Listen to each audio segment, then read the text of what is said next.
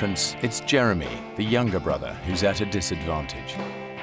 As a child, he suffered from a debilitating hip condition that led to a full hip replacement when he was only 21. All of my growing up years, it was something that dictated what I was able to do and what I wasn't able to do. Hip acting up? Just never liked the cold. Jeremy's really suffered, and I was always a little bit in awe of the fact that with his artificial hip, he would push himself, and he would find a trail, or he would find a new peak that he hadn't climbed yet. The brothers plan to follow a circular route. The descent into Upper Chute Canyon will take them 500 feet below the surface.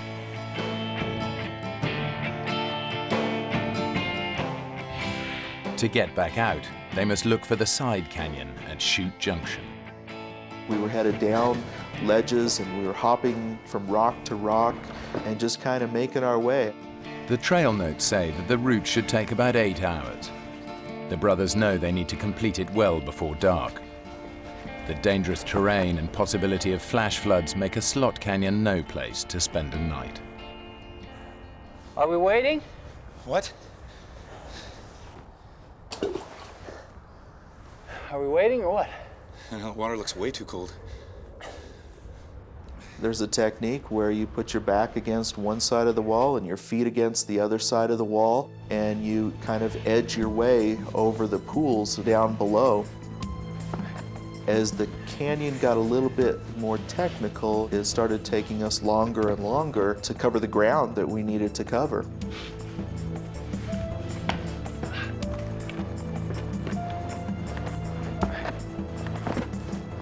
I didn't get too concerned about the pace that we were making until we got to the rappel.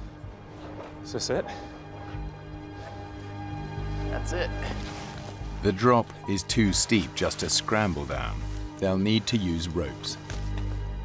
I could feel the cold wind blowing up into the canyon, and I was starting to get nervous at that point. Justin had not rappelled ever before, had never even put a harness on. How far down do you think that is? 6,000 to 7,000 feet at least. You know, you're my least favorite brother. I know.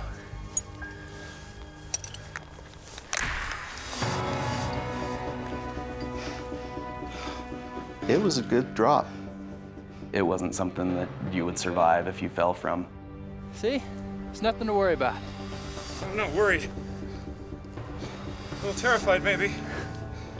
Not worried. You'll be fine. Jeremy was getting quiet at that point, and I don't know if he was having some of the same thoughts I was having about what was happening and how long it was taking us to do this, but I know that things got really, really serious for us.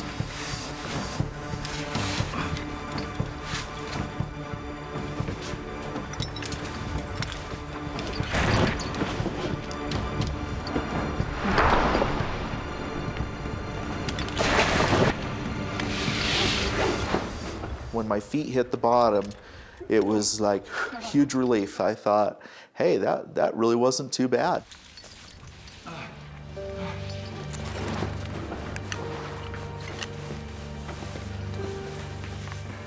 The scary element about technical canyoneering is once you go over a rappel, unless you leave your climbing rope there, you have no way back out. You have no choice but to continue. The canyon has proven to be far more difficult than the brothers expected. They're now hours behind schedule. The tension was increasing, the pressure was on. We really needed to get a move on. Well, it wasn't more than 100 yards, and we ran into a huge chokestone. No, that's not on the trail notes. It becomes basically a barrier that you need to climb up and over.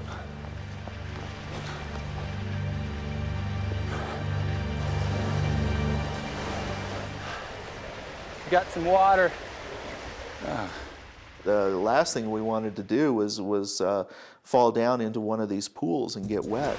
This looks pretty good. I think I can take this. Well, let me get back up there. I was confident that we could down climb it and not have any problem. Jeremy, wait! Ah! Jeremy!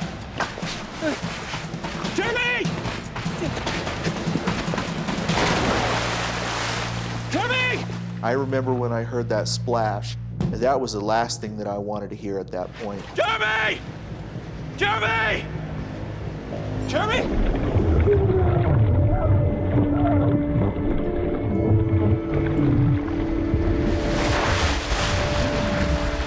Jeremy, are you okay?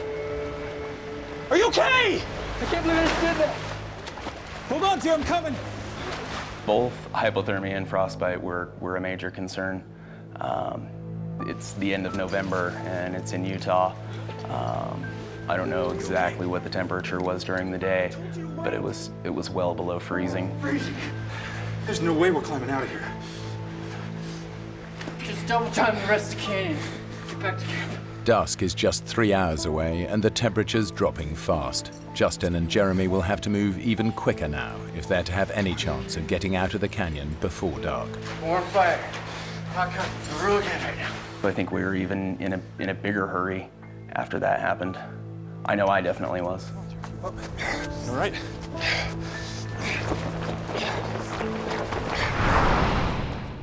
Now the weather, which has been deteriorating all day, takes a dramatic turn for the worse.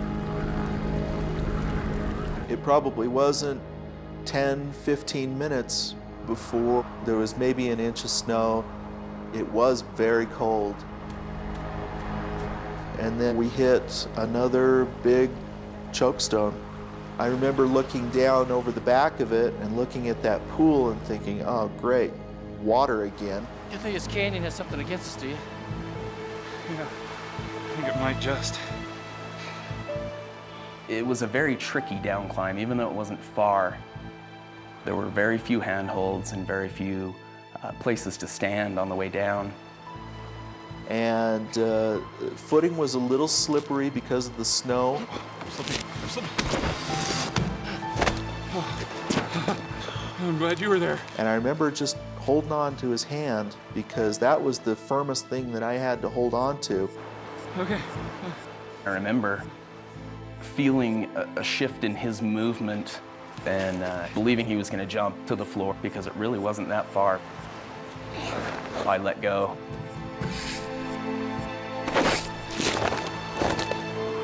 And the next thing I know, I'm basically falling.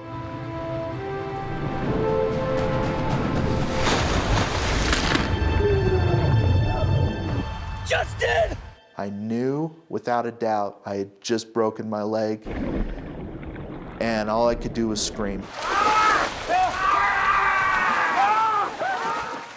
It was the worst pain I'd ever felt in my life.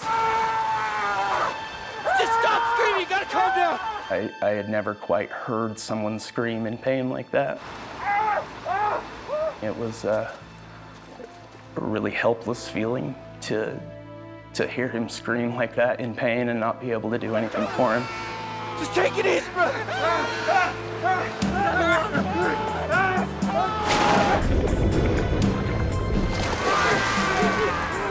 Get up and help me! Take it out of the water!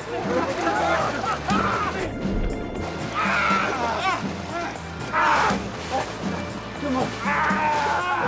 And I could really feel how bad he was hurt. It was very obvious that that there were things in places where they shouldn't be. It's really bad, Justin. Justin's shin bone is shattered in 6 places.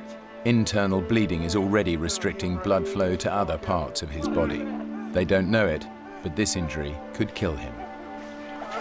Okay. What time is it?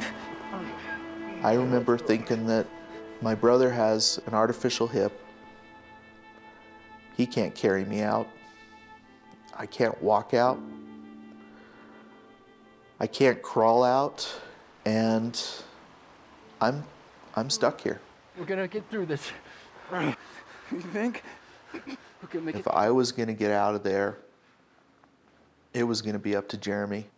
That was really hard to to be the one to take charge, because forever before, he was the person that I would look to when I didn't know what to do. 455, check back to the car. When I looked in Jeremy's eyes, I could tell just how scared he was. Really bad. You got maybe an hour of light. I was gonna leave him there and hike out, which is really hard to do, for the fact that, one, it's my brother that I know and love very much, and two, that real soon I'm gonna be by myself. Okay, you're gonna have to move me. Up against the wall, out of the wind. You ready? Okay, just do it, do it! I think both of us knew just how serious of a situation we were in. Justin's in real danger. Between his injured leg and the freezing temperatures, his chances of survival decrease with every passing hour. Jeremy needs to move on. It's another 4 miles to the side canyon exit, and the light is fading fast. That's the side canyon there, right? I'll just crow's nest it up here, double time it back to the car, call for help. Just take it one step at a time. How you feeling? Good, considering I've never been this scared. When we started divvying things out and going through the backpack, we came across my camera. And one of the last things that we did was take a picture of each other, because I remember saying, well, we better take a picture of each other if we don't ever see each other again. I thought that maybe I might never see him again. And those things, yeah, those things go through your head.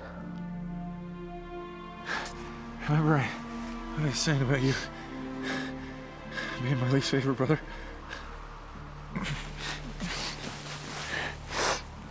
I never liked you much either.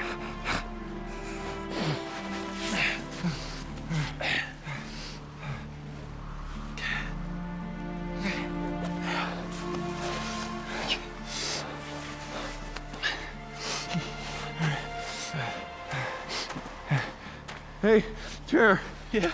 Yeah. How do you think the hike's going so far?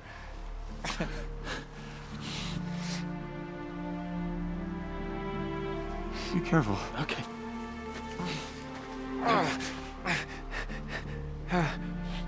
I could see him for a while before he went out of sight. And I remember telling him, think happy thoughts. And you can do it. According to the trail notes, Jeremy should be out of the canyon in 4 hours. But so far, the route has proven more difficult and far slower than expected. I think we were both pretty confident that I was going to be out soon and I could call someone and we'd get him out of that canyon.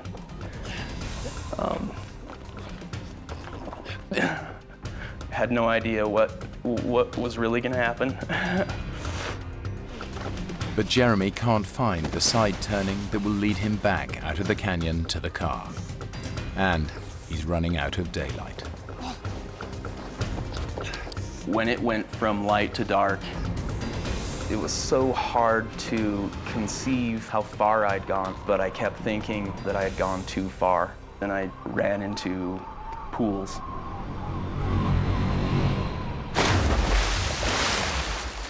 And lots of them.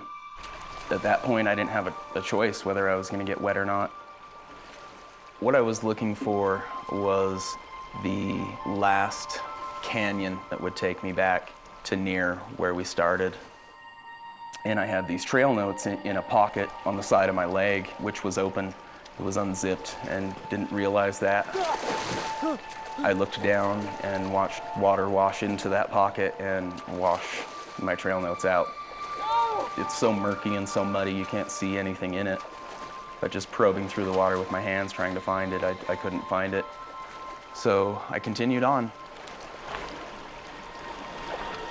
It's been 5 hours since Jeremy left his brother, and there's still no sign of the side canyon.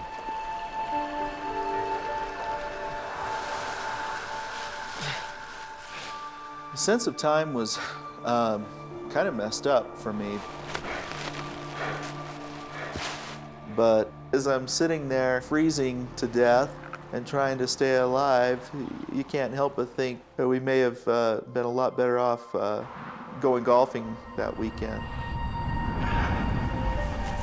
And then I hear little scratching noises, what sounds like something's fidgeting around. And it's completely dark and I can't see anything.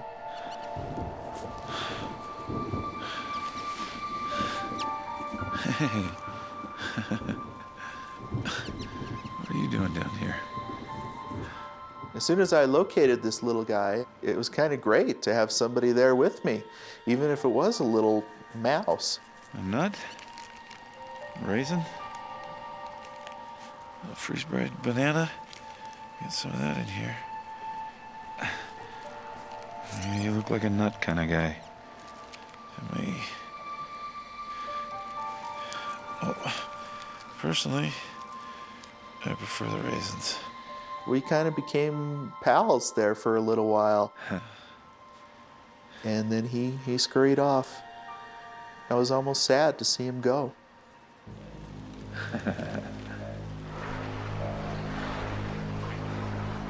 Jeremy has now been searching for the side canyon exit for more than 9 hours.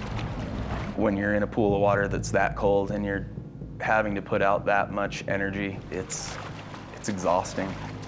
He is disoriented by the darkness, wet and freezing cold. The physical and mental punishment is becoming unbearable. The whole time it had seemed as if it cannot get worse than this. And it just continued to get worse and worse and worse.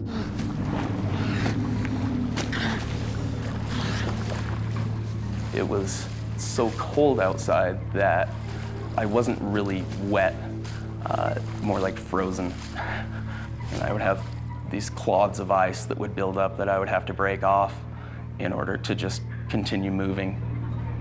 Jeremy is close to collapse. He desperately needs to rest and dry out. I decided it was time to rest. And there was driftwood that looked dry, and built a very large fire, a fire that's about 4 times the size as I would normally build. But it was so cold that I had to be so close to the fire to get warmth from it. Almost had to lay in it. I just wanted to feel dry for a minute. And at the same time, it was very hard to do. I felt really guilty stopping and building a fire. More guilty than I'd ever felt before. Jeremy needs to get going again as soon as he can, but exhaustion gets the better of him, and before he knows it, he's passed out next to the fire.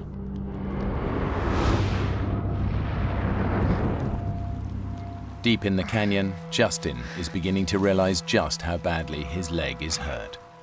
I start feeling this interesting sensation, and I haven't checked on my leg in a while, but it feels like maybe I'm bleeding. I'm looking at it and I'm seeing these blisters, these huge blisters that are coming to the surface on my leg. They're rupturing and the fluid is running down my leg. And the swelling has gotten a lot worse. And I didn't know exactly what to make of this. I knew it couldn't be good. Swelling in Justin's broken leg has created so much pressure that blood fluids have burst the veins and capillaries to create fracture blisters. If infection sets in, Justin could lose his leg.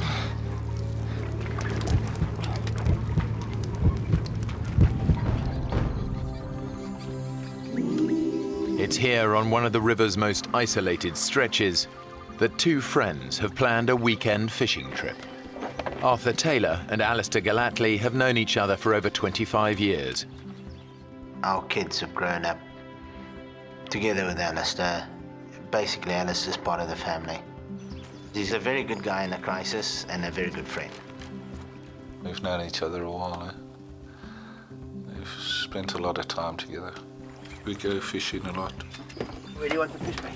Usual place. As experienced safari guides, they've lived and worked alongside the Zambezi for most of their lives. Most important. Good enough. Think so? I can't wait to get on the water. Joining them are Arthur's English wife, Faye, and her parents, Clive and Brenda. They're retired teachers visiting from England. Change your mind yet? No, I think I'll just stay here and relax and read my book. All right. They've both lived in Africa on and off over the years.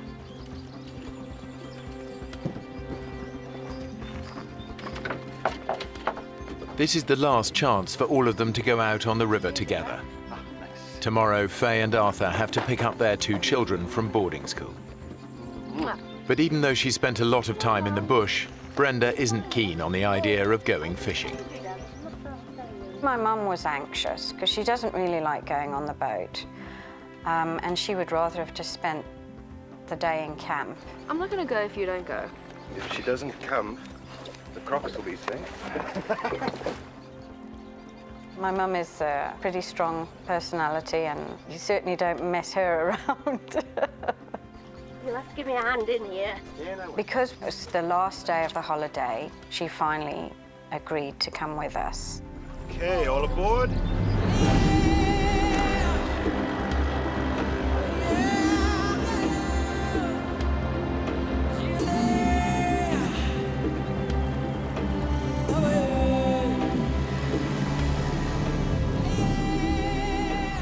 This is one of the river's most remote stretches.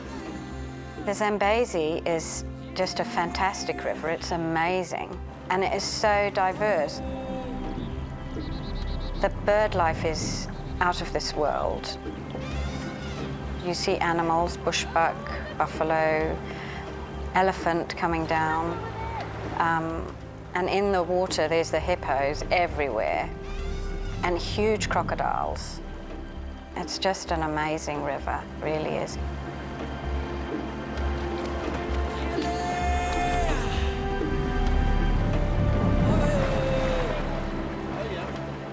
It was all very relaxed atmosphere. Very carefree, nobody had a worry in the world. You want to try catch some fish, Brenda? Oh, no, I'm not good at that. Come on. Come on, it's easy.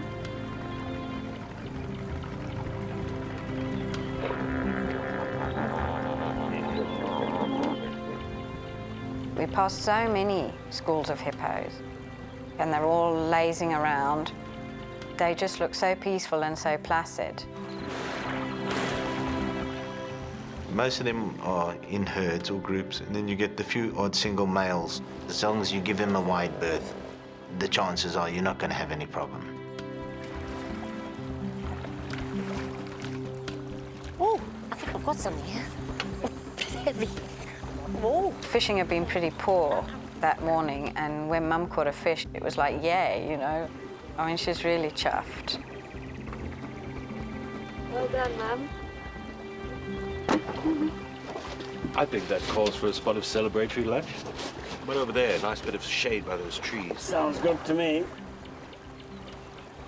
What's the time?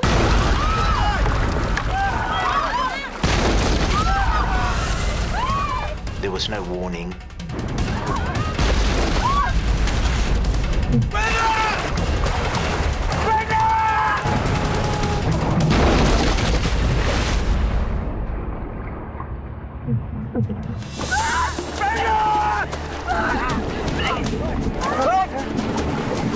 Come on!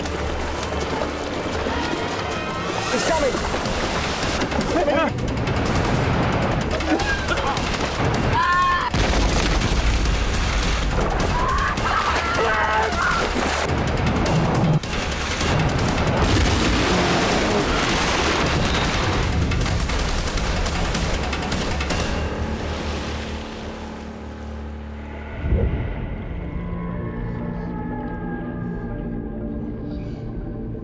It was just this huge boom, and I was in the water. I think my subconscious was saying, this is it, this is the end.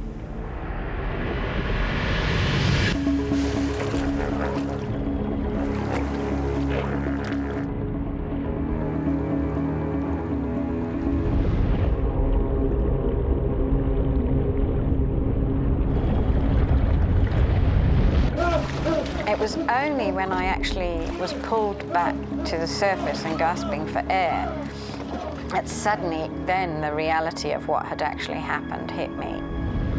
They've survived the hippo attack, but now they're in even greater peril. They've capsized in one of the most crocodile-infested rivers in the world.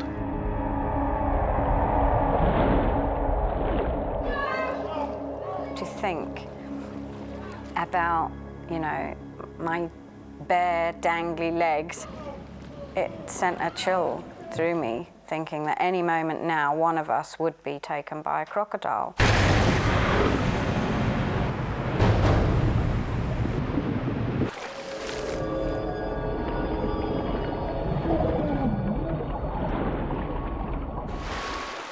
Clive Kelly has watched his wife Brenda sucked under the crocodile-infested river.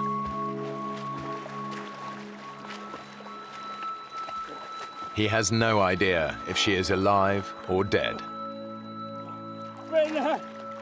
Brenda! Where are you? Although Clive can't hear them, his wife, along with his daughter Faye, her husband Arthur and their best friend Alistair, have all surfaced underneath the boat. Brenda! But the group's immediate danger is not crocodiles. The current was actually so strong in that part of the river that it actually swept us out from underneath the boat. The Zambezi is famous for its unpredictable and deceptively strong currents. Many people drown in its eddies and whirlpools every year. The one thing that I thought of was the fact that my children could have been with me and that I would have lost them, because they would have been just thrown out of the boat. You know, they would have just been gone. Brenda can't swim very well. She was screaming and struggling. She obviously needed something to hold on to, and she had swallowed a lot of water and was gasping for air and kind of pushed onto me so that she could get her breath back. And I'm like, you know, Mum, you know, you're pushing me down. Oh, Brenda, I got you. I got you. It's just so strong, and we were being swept away. It was just incredible that Arthur was there when we needed him. Somehow he managed to keep hold of the two of us. We're all getting washed down together. We basically hung on to each other. It was very hard to swim against a strong current.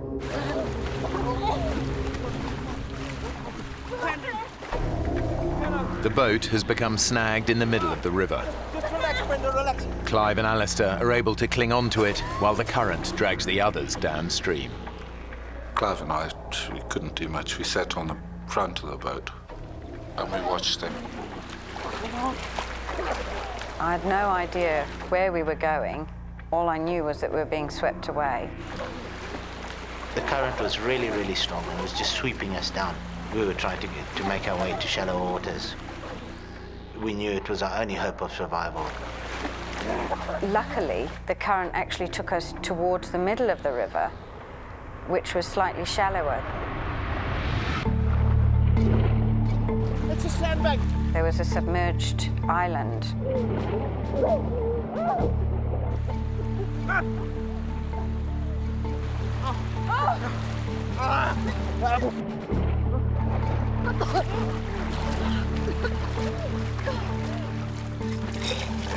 The first thing I did is start vomiting because I swallowed half a Zambezi.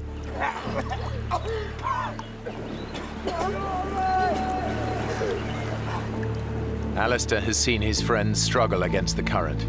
He knows Clive would find it virtually impossible to make it to the sandbank. Clive can hardly swim, so it was difficult because he couldn't say, hey, swim over to the sandbank or do this or do that. We just had to sit down and settle down onto the boat. Arthur, Faye and Brenda aren't much better off. When we finally got to where we could stand, it was kind of a relief, but we knew that it was just a temporary relief. The river is full of crocodiles, and very huge crocodiles that would have no fear of man. And I believe most of those crocodiles in that area just look at you as a food source. So definitely there's a big chance you will be eaten. From his position on the boat, Alistister assesses the situation. The group's chances of being rescued on this remote stretch of the river are slim. He knows that every year hundreds of people die of crocodile attacks on the Zambezi. As the only single man in the group, Arthur! he takes a calculated risk. I'm going to swim to that bank and get help! Don't risk it up!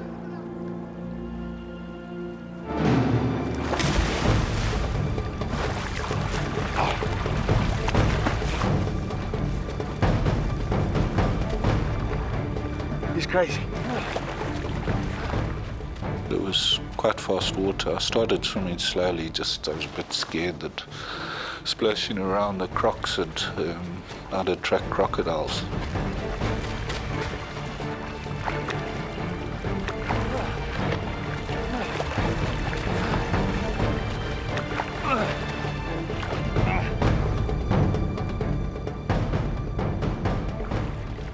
I was probably swept down 300-400 meters. I was pretty tired by then.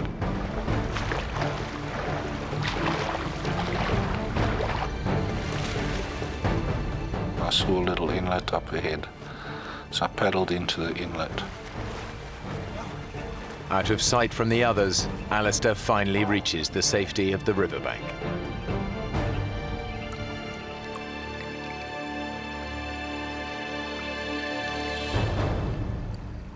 As my feet touched the ground, I looked up. About 10 yards away, there was this crocodile in the water just looking at me.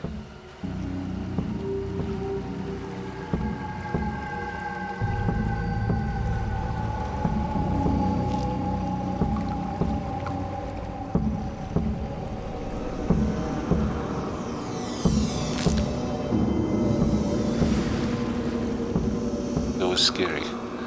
I didn't quite know what to do.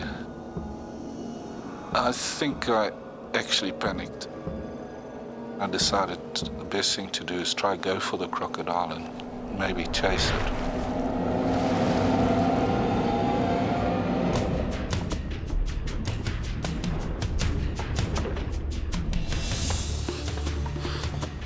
I went under the water just to try to see where the croc was. As I started to go towards the croc, it came for me.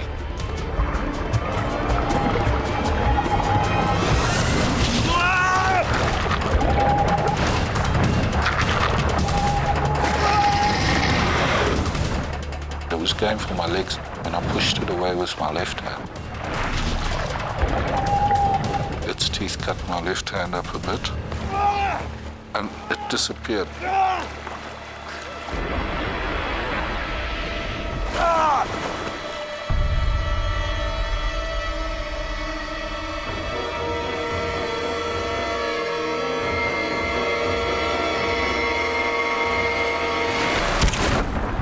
It just latched straight onto my arm.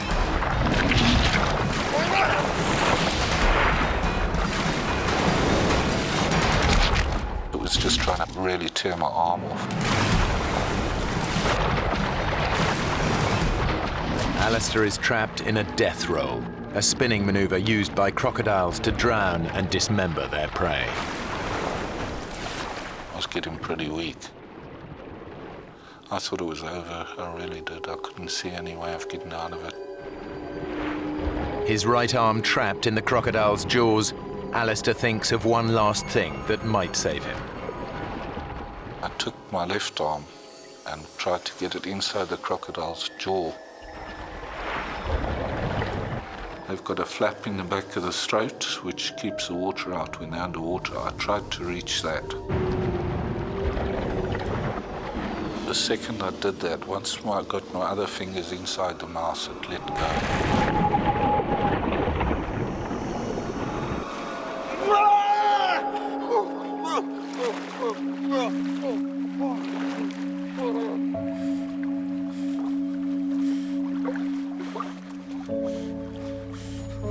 The savage attack has broken Alister's arm in 3 places. His shoulder joint has been ripped from its socket. I was pretty scared I was going into shock. I was very weak. I lost a lot of blood. All he can do to stem the blood loss is to make a tourniquet.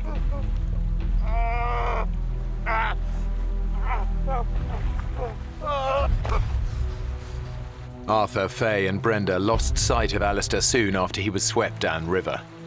They have no idea that he has been attacked by a crocodile. I distinctly heard him shouting, "Oh my God, oh my God."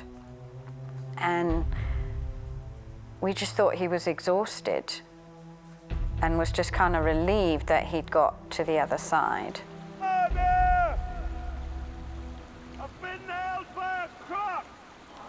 Oh, God. It was just such a terrible feeling. We weren't sure whether he'd lost an arm or a leg or where he'd been bitten. Where? How bad? How bad are you hurt?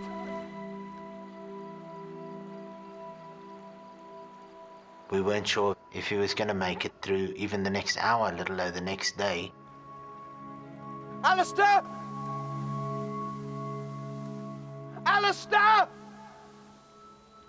With their best chance of rescue gone, Arthur decides to take matters into his own hands. Arthur, what the hell are you doing? I'm going for help. I walked towards the Zimbabwe side of the river to see if we could swim across there. He just went deeper and deeper into the water, and I just had these images of him being taken by a crocodile, and I couldn't handle that. Don't go, don't be stupid! Alister's too hurt, he could die. Well, you're not going to help him if you get yourself eaten, are you?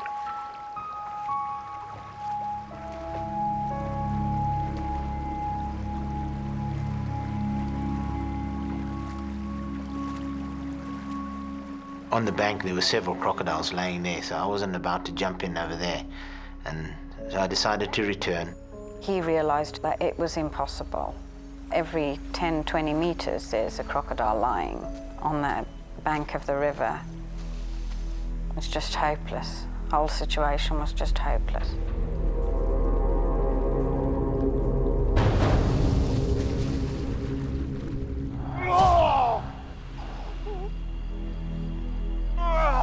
Although Alister is clear of the water, he is still vulnerable to attack. I was worried about the croc coming back again. I wanted out of there as fast as I could.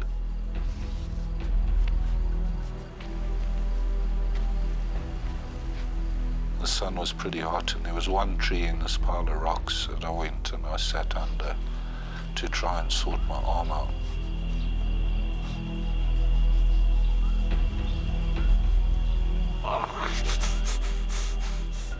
Alister's natural painkillers are beginning to wear off. He's feeling the full force of his injuries. The slightest movement is agony.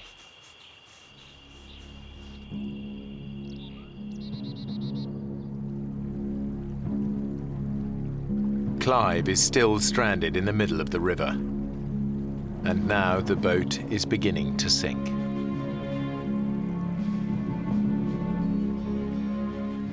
Can't stay there. He left us onto it. Dad! You're gonna have to come over to us! I know. My dad had no choice but to swim, because if the boat went down in the night, then he would just disappear. He wouldn't have stood a chance.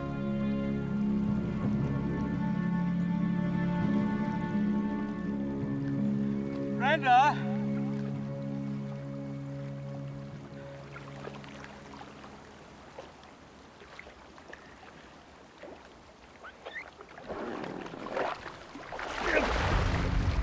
It was just such an awful experience to watch and terrifying, not knowing at any moment when he was going to be taken by a crocodile.